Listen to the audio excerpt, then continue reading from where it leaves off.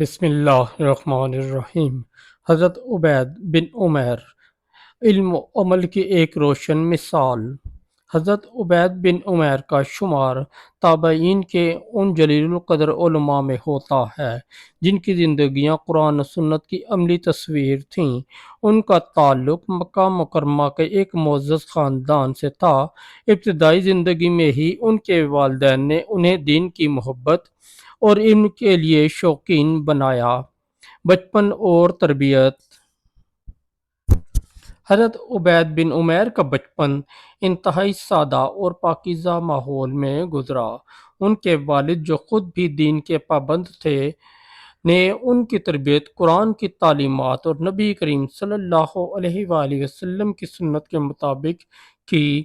اگرچہ وہ نبی کریم صلی اللہ علیہ وآلہ وسلم کی زندگی میں بہت کم عمر تھے لیکن ان کے دل میں صحابہ کرام کی صحبت اختیار کرنے کا شدید جذبہ موجود تھا۔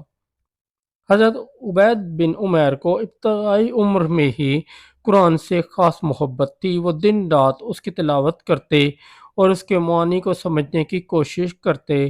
یہی شوق انہیں مدینہ منورہ لے گیا جہاں انہوں نے صحابہ کرام سے براہ راست علم حاصل کیا۔ مدینہ منورہ میں علم کی تلاش۔ مدینہ منورہ پہنچنے کے بعد حضرت عبید بن عمیر نے کئی جلیل القدر صحابہ کرام کی صحبت اختیار کی۔ ان میں خاص طور پر حضرت عمر بن خطاب، حضرت علی، حضرت عبداللہ بن عباس اور حضرت عائشہ شامل تھے۔ حضرت عمر کی صحبت۔ حضرت عبید بن عمیر کو حضرت عمر کی حکمت اور عدل سے بہت متاثر ہونے کا موقع ملا۔ حضرت عمر انہیں نصیحت کرتے کہ علم کے ساتھ عمل ضروری ہے ورنہ علم بوجھ بن جاتا ہے۔ یہ نصیحت حضرت عبید بن عمیر کی زندگی کا اصول بن گئی۔ حضرت عائشہ سے استفادہ۔ حضرت عائشہ کے پاس جا کر انہوں نے نبی کریم صلی اللہ علیہ وآلہ وسلم کی نجی زندگی، عبادات اور اخلاق کے بارے میں علم حاصل کیا۔ حضرت عائشہ انہیں بتاتی تھیں کہ نبی کریم صلی اللہ علیہ وآلہ وسلم کی عبادات کس طرح عاجزی کا مظہر تھیں۔ مکہ مکرمہ میں واپسی۔ مدینہ میں علم حاصل کرنے کے بعد حضرت عبید بن عمیر واپس مکہ مکرمہ لوٹ آئے۔ یہاں انہوں نے اپنی زندگی عوام کی اصلاح اور دین کی تعلیم کے لیے وقف کر دی۔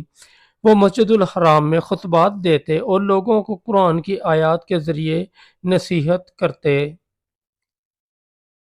حضرت عبید بن عمیر کے خطبات۔ ان کے خطبات لوگوں کے دلوں کو جھنجھوڑ دینے والے ہوتے تھے۔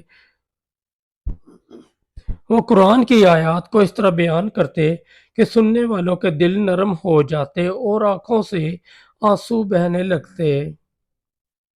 ایک مشہور واقعہ، گناہ گار نوجوان کی اصلاح۔ ایک مرتبہ ایک نوجوان حضرت عبید بن عمیر کے پاس آیا۔ وہ دنیا کی رنگینیوں میں گم تھا اور دین سے غافل ہو چکا تھا۔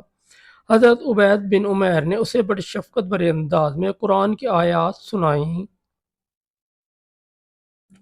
کیا تم نے اس دن کے بارے میں سوچا ہے جب تم اپنے اعمال کے ساتھ اللہ کے سامنے پیش کیے جاؤ گے؟ یہ الفاظ نوجوان کے دل پر تیر کی طرح لگے۔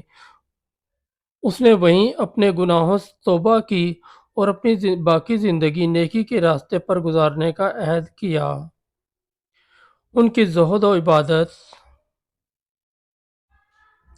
حضرت عبید بن عمیر دن رات عبادت اور ذکر و اذکار میں مشغول رہتے۔ ان کی نمازوں میں خشوع و خضوع اور دعاؤں میں آنسو بہانا ان کی اللہ سے محبت اور خوف کی عکاسی کرتا تھا۔ وہ اکثر راتوں کو جاگ کر قرآن کی تلاوت کرتے اور قیام اللیل میں روتے رہتے۔ مسکینوں سے محبت۔ حضرت عبید بن عمیر ہمیشہ مسکینوں اور غریبوں کی مدد کرتے۔ وہ انہیں کھانا کھلاتے، ان کے مسائل سنتے اور ان کے لیے دعا کرتے۔ ایک اور نصیحت آمیز واقعہ: ایک مرتبہ ایک دولت مند شخص حضرت عبید بن عمیر کے پاس آیا اور اپنی دولت پر فخر کرنے لگا۔ حضرت عبید بن عمیر نے اسے سمجھایا، دولت اس وقت تک بابرکت ہے جب تک تم اسے اللہ کی راہ میں خرچ کرو، لیکن یاد رکھو یہ دنیا چند دن کی ہے اور ہمیشہ رہنے والی زندگی آخرت کی ہے۔ یہ نصیحت اس شخص کے دل کو چھو گئی اور اس نے اپنی دولت کا بڑا حصہ خیرات میں دے دیا۔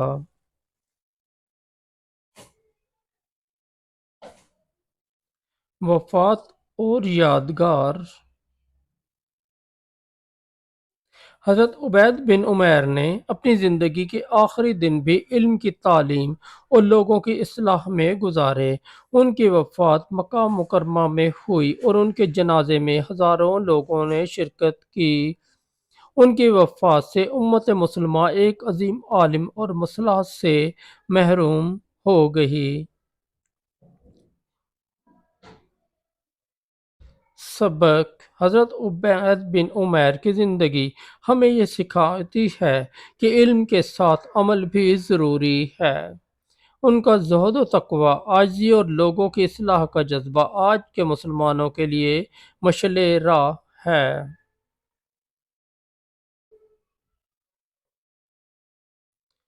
دوستو، اگر آپ کو ہماری سٹوری اچھی لگی تو ہمارے چینل کو سبسکرائب کر دیں اور اس ویڈیو کو لائک اور دوستوں کے ساتھ شیئر کر دیں، اور ہمارا دوسرا چینل ہے جے وی انصاری کے نام سے، اس پر بھی آپ کو بہت اچھی اسلامی سٹوریاں ملیں گی۔